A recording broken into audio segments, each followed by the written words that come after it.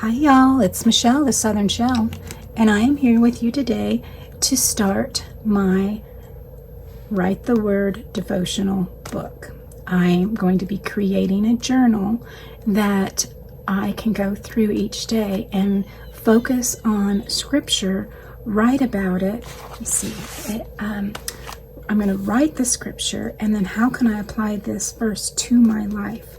And each day, not only do you have a beautiful picture and the verse and a place to write, but I put a blank part on the other side so that I have a spot that I can actually deal with anything else, do any decorations, and you can do that. So this is by my Porch Prints, and it's called Write the Word Devotional. I have everything printed and cut for this. I will leave her link below. She also has on her Facebook page, in her freebies, she has a template to do a spine for your journal. And it gives you the centerpiece, it gives you the holes to punch, it gives you the template for your pages on the insert, and it tells you just how big your front and back cover and your spine is for the outside. My journal is bigger, so I went ahead and created my own, but you can go to her Facebook page and I'll link that as well and download this for yourself. So what I did is I created my own template. Now you're going to need 2 of these, which is this piece here. This is going to go on the inside of your book. So I cut out of some real heavy duty card. I'll link that in below too, because it's like I've picked up some that were just kind of flimsy, and so I looked for something a little more heavy duty, and I really like this one, and I'll link everything below so you know what weight and everything this is. So this is the template I created for this particular one. Front cover and the back cover are 5.5 by 8.5, and you need 2 of those, one for the front and one for the back. And your spine is going to be 8.5 by 2.5. There we go. 8.5 by 2.5. And so when I did that, I went ahead and I did a piece that was going to fit the spine. And so this is going to be 2.5. And then I went out 1 3/8 on both sides. And so this is your score mark.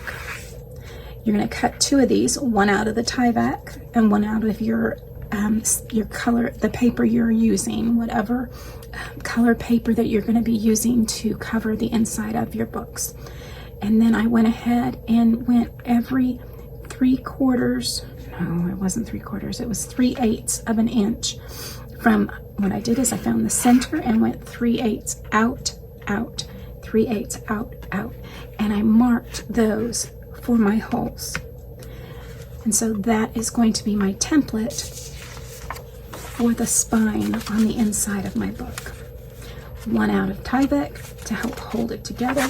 Very strong, very strong.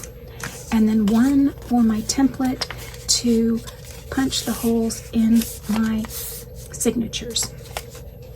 And I use the same template here that on this one, so that they would all be lined up to match. So now what I'm going to do is I'm going to go ahead and get a piece of paper for the outside of my cover and get that started so I can have the outside covered and get ready to start on this.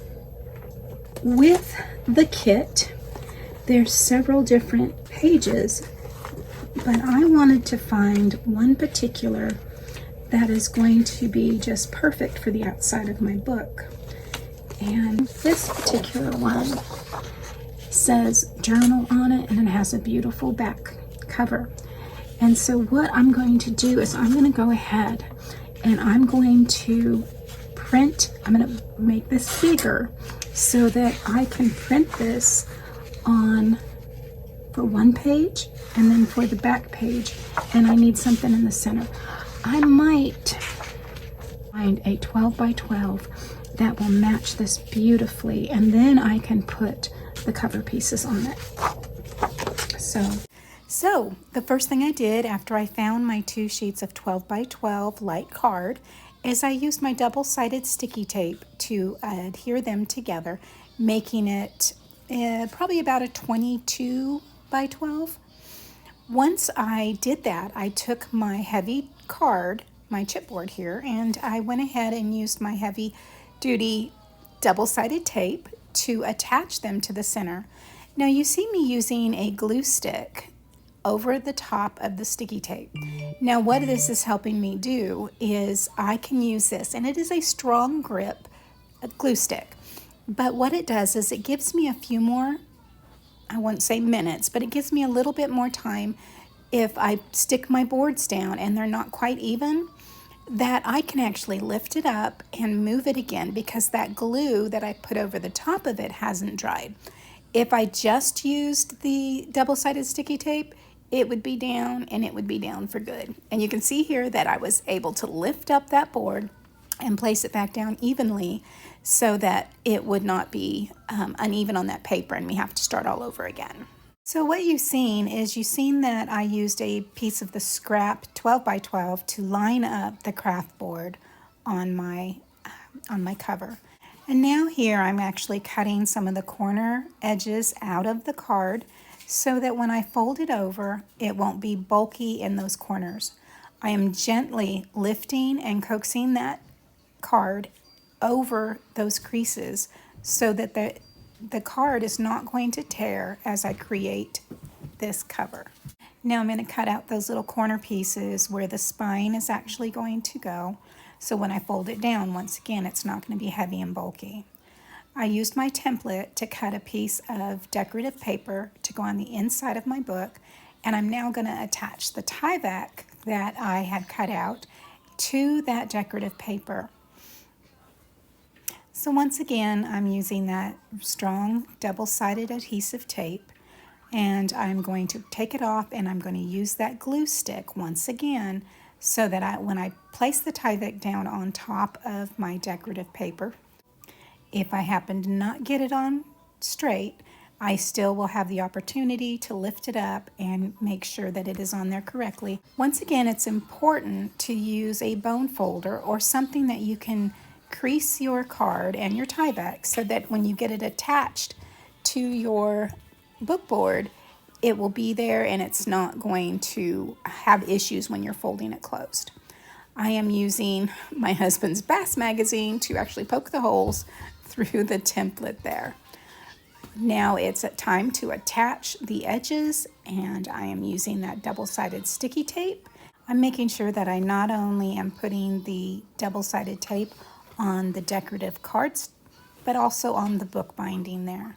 And as I take off each piece, I'm once again using that craft glue so that I can put it on there and rub it down, and I'm burnishing it real well on that book board so that it's not going to lift up and it's going to lay nice and smooth and flat.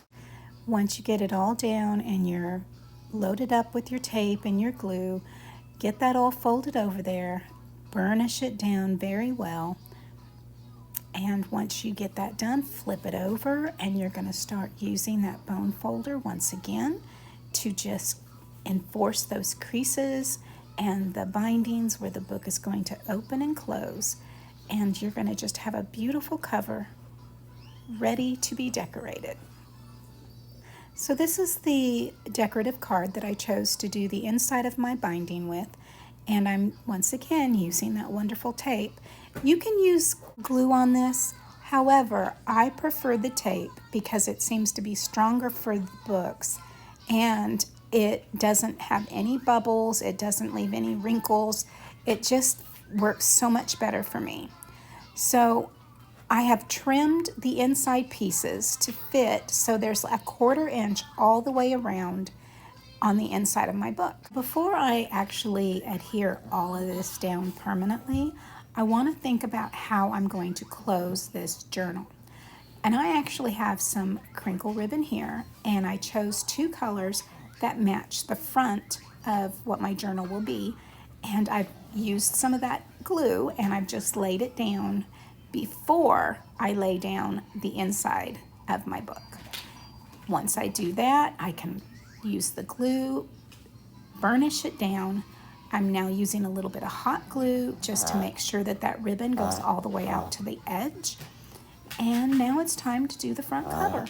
Now we're going to go ahead and put on the front pieces that is going to give us the color and the roses of our journal. Grayson is helping me here, and we're using the Distressed Oxide Weathered Wood, and we're just going around the edge of that paper just a little bit, just to kick a little bit of that gray in there as we put it against that pink background.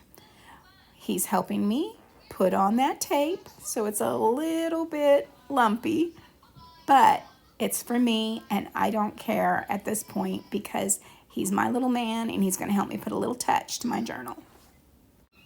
Once the tape is all on there, we're going to use that glue, line our spine up, and make sure it's on there evenly. We're going to take that tape off of our other parts. We're going to use that glue, and we're going to line those pieces up as well.